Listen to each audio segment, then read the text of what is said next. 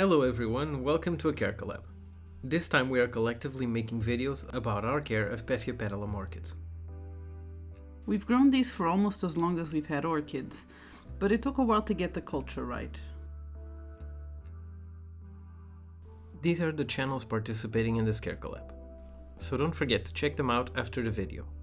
Maybe the way they keep their Paphiopedilums is more in tune with your environment or your preferences.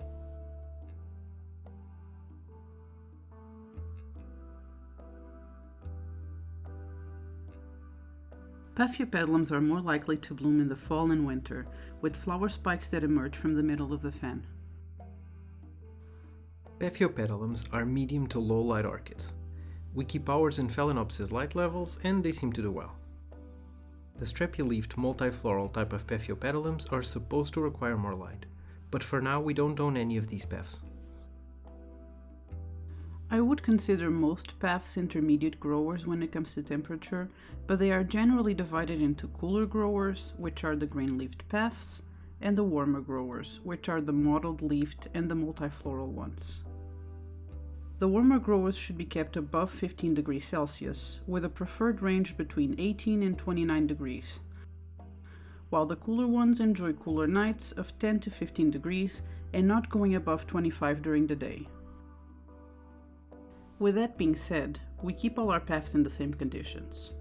In the winter, it might occasionally go below the 15, and in the summer, it definitely goes above 25, and they seem to take the abuse very well, as long as we don't water as much when it's cold and keep them always moist when it's hot. They have moderate humidity needs, and keeping their environment at 50% humidity should be enough. We always keep our grow space above 50, so I think the Paphiopedilums are happy with our humidity. We usually water when the sphagnum moss on top feels dry, but it's still bouncy. Sometimes we let it get actually crunchy, and although we wouldn't recommend it, it doesn't seem to harm the orchid if it happens once in a while. If it's watering day and the sphagnum is still moist, we are usually lazy and still add a bit of water to keep it until the next watering day. Unless the temperatures are lower, in which case we just let them dry out. We fertilize them together with our other orchids. We use rain mix at half strength in every other watering, and more sporadically in winter. Although paths are not heavy feeders, ours don't seem to suffer from being kept in the same regime as our other orchids. Calcium is said to be particularly important to some sections of Paphiopedilum, but fortunately the rain mix already comes with added calcium. We have seen Paphiopedilums referred as semi-terrestrial or even terrestrial, and I guess that's true due to the fact that they grow on the forest floor and not on the trees. They grow on the floor with their roots in the top layer of leafy debris, and not so much in soil like a normal terrestrial plant. So particularly with paths, there's many different substrates that people use successfully, usually mixes with bark, sphagnum, perlite, peat moss, charcoal, coconut husks, coconut fiber, as long as it retains moisture evenly while draining well and allowing for some aeration.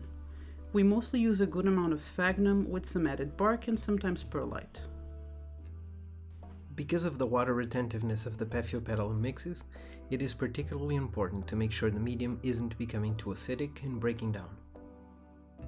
We try to keep all our orchids in the same medium for at least 2 years, but we keep an extra careful eye on the paths and repot early if necessary. Paphiopedilums have brown, hairy, and rigid roots that keep the shape of the pot they are in, so we usually don't increase the pot size and just replace the old substrate. One of the most annoying issues with Paphiopedilums is that they need to have their roots in the substrate or they won't grow, and yet they seem to love to make new roots above the substrate. We usually just add a little bit of sphagnum to maintain the root until it reaches the pot. Another thing that can be annoying or even alarming for newcomers is that the older fans eventually die off. They do it by slowly having their leaves become brown and soft until there's nothing left of the whole fan, which looks a lot like the plant is sick if you're not used to it. They are slow growers in general, and it can take them some time to recover from any stress. Our first Paphiopedilums were these two Maudier types that we got 6 years ago, and only now they bounce back from our newbie ways enough to rebloom. They are, however, rewarding plants, particularly the mottled leaf ones, Because even if it's taking forever to grow or refusing to bloom, you still have the most amazing foliage to look at. We hope this video was useful to you and that you have your Paphiopedilums thriving and blooming. And don't forget to check out the other channels participating in the carecollab. And please don't forget to like and subscribe to our channel as well. Goodbye!